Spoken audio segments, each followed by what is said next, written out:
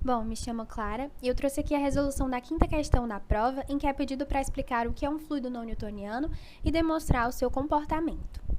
Então, o fluido não newtoniano ele é aquele em que cada componente da tensão cisalhante aplicada é proporcional ao gradiente de velocidade na direção normal a essa componente. Ou seja, são aqueles cuja viscosidade vai variar conforme o grau de deformação aplicado. Então, esse tipo de fluido acaba não apresentando uma viscosidade bem definida.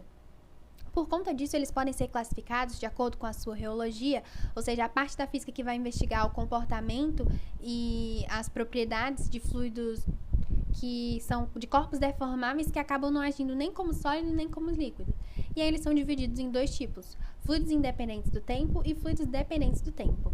Como o nome já diz, os fluidos independentes do tempo são aqueles cujas propriedades reológicas vão independer do tempo de aplicação da tensão cisalhante. Já os fluidos dependentes do tempo são aqueles que vão apresentar uma mudança na viscosidade conforme o tempo de aplicação de uma tensão de cisalhamento. Aqui nessa figura eu trouxe exemplos de fluidos independentes do tempo, no caso o fluido dilatante, o fluido pseudoplástico e o plástico de Bingham. E é possível verificar que eles apresentam um comportamento diferente dos fluidos newtonianos, que têm esse comportamento mais linear. Como exemplos de fluidos dependentes do tempo, existem os fluidos helpéticos e tixotrópicos.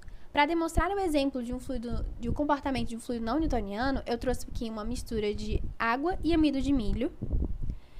E é possível verificar, quando eu tento agitar essa mistura, que ela apresenta, aparentemente, um comportamento de líquido. Assim, quando eu introduzo suavemente a colher nessa mistura, eu continuo verificando esse comportamento de líquido. No entanto, quando eu tento aplicar uma tensão maior, uma força, eu verifico que a colher não consegue penetrar da mesma forma que antes.